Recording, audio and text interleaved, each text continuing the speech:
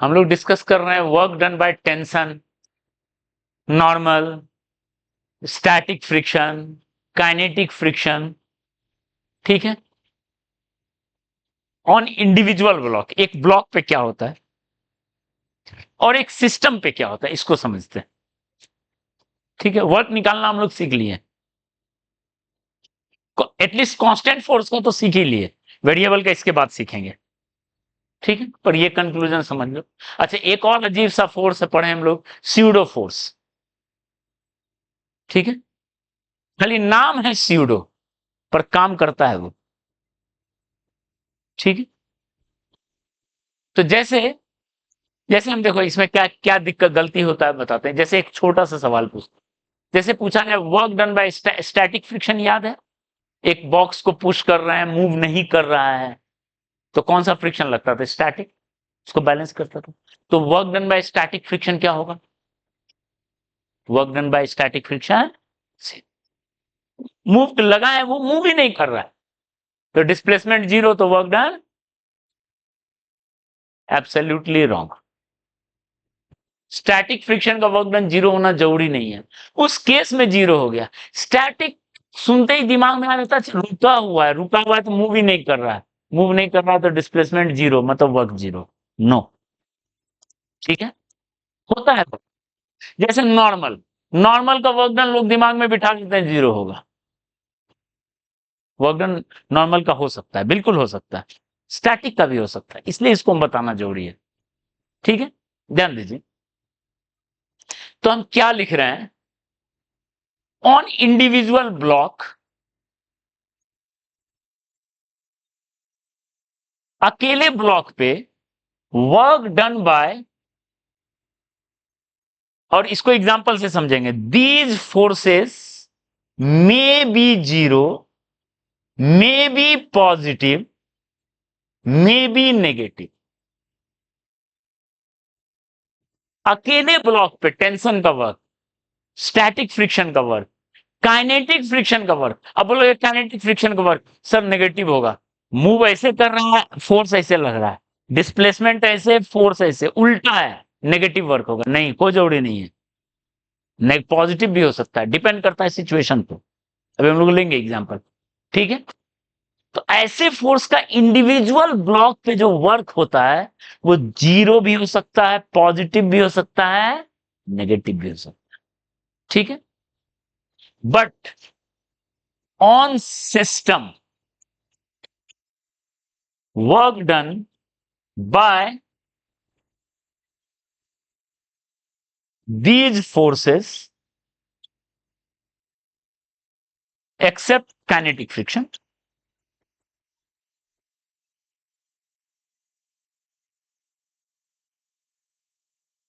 is always zero। एक system पे हमेशा जीरो होगा, एक सिस्टम पे इसका वर्क जो होगा हमेशा जीरो होगा। For kinetic friction, work done by it on system is always negative,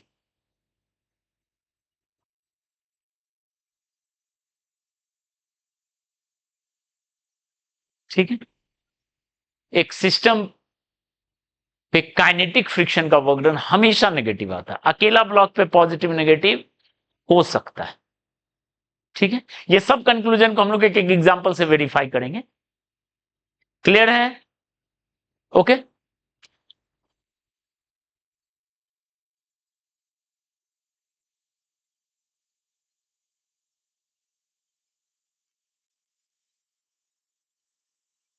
work done by pseudo force may be positive, zero और नेगेटिव। ये नहीं कि स्यूडो है तो जीरो ही होगा, कोई जरूरी नहीं है, डिपेंड्स करता है ऑब्जर्वर पे, depends on observer. Pseudo force का वर्क डन ऑब्जर्वर पे डिपेंड, ऑब्वियस है, फोर्स ही ऑब्जर्वर पे डिपेंड कर रहा है, तो वर्क डन भी क्या होगा? ऑब्जर्वर पे डिपेंड कर रहा है, ठीक।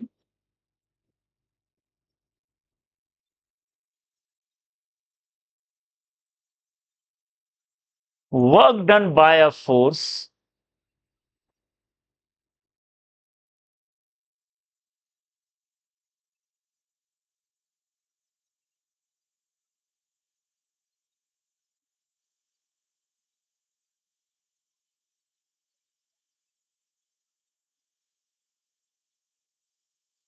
Work done by a force depends on observer. कोई भी फोर्स का वर्क ऑब्जर्वर पे डिपेंड करता है। एज पाथ ट्रेवल्ड और डिस्प्लेसमेंट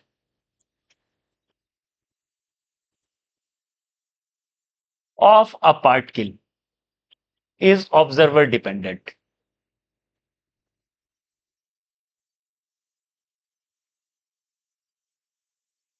कोई भी फोर्स का वर्क डन जो है वो ऑब्जर्वर पे डिपेंड करता है।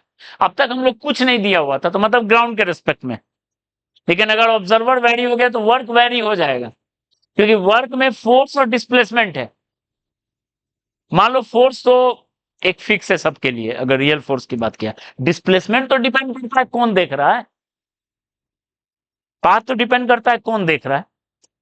तो जब ऑब्जर्वर पे पाथ डिपेंड करेगा, ऑब्जर्वर पे डिस्प्लेसमेंट डिपेंड करेगा, तो वर्क डन भी किस पे डिपेंड करेगा? ऑब्जर्वर डिपेंडेंट होता है वर्क, कौन देख रहा है। ठीक है, क्लियर है? तो यहीं से हम लोग बहुत सारा एग्जांपल से भी सब समझ सकते हैं। बाकी एक कंक्लूजन बताएं, ये through out chapter, through out physics का लॉ है, ये हमेशा काम आएगा। ठीक है, तो हम लोग एक एक करके आते हैं। मान लो टेंशन के बारे में देखें, हम वर्क डन बाय टेंशन इसको कुछ एग्जांपल से देखेंगे। पहले टेंशन वाला चीज देख लेते हैं, ठीक है। और इसको समझने के लिए हम लोग एटवुड मशीन का एग्जांपल लेते हैं। याद है एटवुड मशीन? किसको कहते थे एटवुड मशीन? पुली ब्लॉक सिस्टम को एटवुड मशीन कहते थे। ठीक है, M1 M2 दो मास है, स्ट्रिंग से लटका हुआ है। ठीक है, अब देखो पूछेंगे जिससे तुरंत बता देगा वो, हमको डांटने का भी जरूरत नहीं पड़ेगा। हाँ, लक्ष्य बताओ, एक्सीलेशन का क्या एक्सप्रेशन था? M1 M2 दो मास है, G डाउनवर्ड एक्सीलरेशन ग्रेविटी है, क्या था एक्सप्रेशन? क्या नाम है इसका? इसका है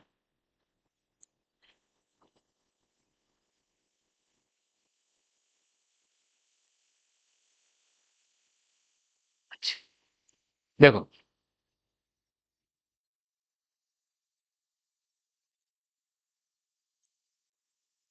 एटवुड मशीन है,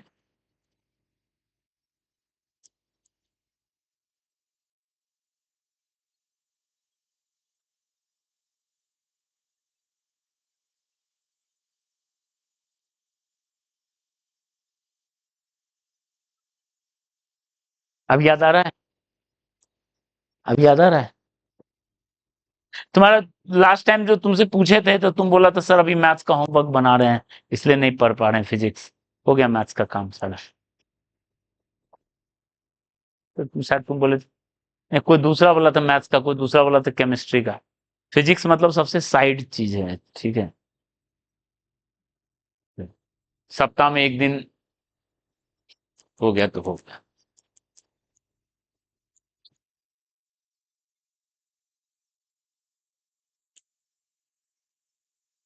हाँ, अब बताओ, M2 M2 ज्यादा है मान लेते हैं M1 से, तो इसका क्या एक्सेलरेशन था? क्या था एक्सेलरेशन का फॉर्मूला? इतना देर में तो देख के देख लेता थे। ओ, ये मिस्टेक हो गया, अरे ये तो बहुत बड़ा मिस्टेक हो गया यार। Very good. बाय,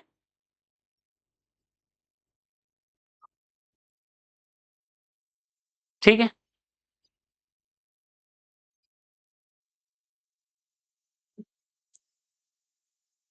सप्ताह में एक बार कम से कम कॉपी उल्टा के देखो, क्या बताया गया फॉर्मूला देख लो। ठीक है जुनैद?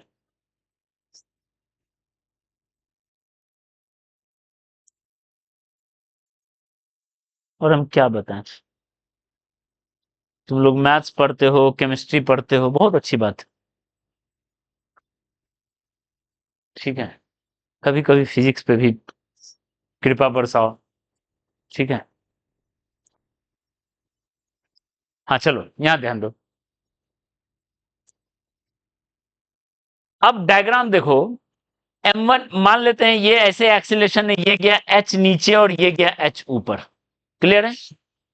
ओके, तो देखो m1 है, m1 पे टेंशन लग रहा है ऐसे, h m1g है ऐसे, ये h ऊपर जा रहा है।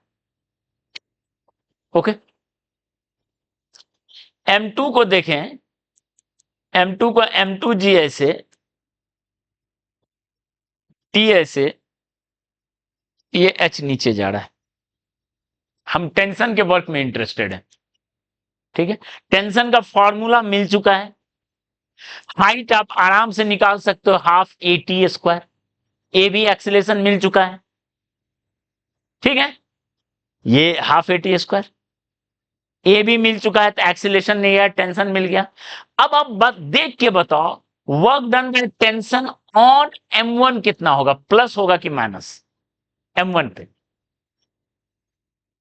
m1 पे टेंशन का वर्क प्लस आएगा।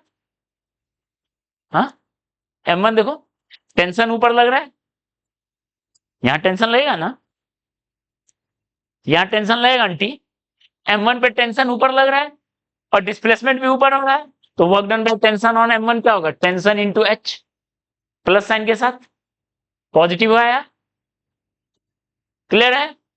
Work done by tension on m2 कितना होगा बताओ देख के, एक पे पॉजिटिव एक पे नेगेटिव। ठीक है, work done by tension on system, इस पे और इस पे मिला दो तो कितना आएगा, कितना आया, जीरो आना ही है। अकेला पे प्लस माइनस हो सकता है, सिस्टम पे जीरो ही आएगा। ये बात समझ में आ रही है? ठीक है, ओके, तो आप जाके ट्राई करना एक क्वेश्चन। m1 का वैल्यू मान लेते हैं 3 kg है, m2 का वैल्यू 5 kg है, सिस्टम रिलीज फ्रॉम रेस्ट,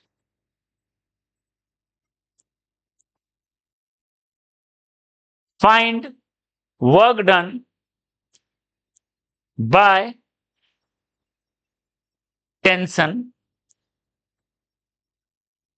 ठीक है, एंड ग्रेविटी, टेंशन और ग्रेविटी दोनों का वर्क डन निकालिए on m1, on m2, on system. समझ में आ रहा है? एक का मास 3 kg, एक का 5 kg, जेई एडवांस 2009 का क्वेश्चन है। ठीक है, कि एक ब्लॉक पे टेंशन का वर्क 2 सेकंड में कितना होगा, वही तो हम दे रहे हैं, m1 पे m2 पे और सिस्टम पे फॉर 2 सेकेंड्स, 2 सेकेंड्स के लिए कितना वर्क होगा। ओके, जेई एडवांस 2009 का क्वेश्चन है, कोई क्वेश्चन टफ नहीं है, सिंपल फंडामेंटल पे बेस्ड। यस, टेंशन का वर्क डन एक सिस्टम पे हमेशा जीरो आएगा, ये जो लिखे हैं रूल्स हमेशा ट्रू है। क्लियर है? अकेला पे पॉजिटिव नेगेटिव जीरो आ सकता है, पर सिस्टम पे हमेशा। ठीक है, चलिए।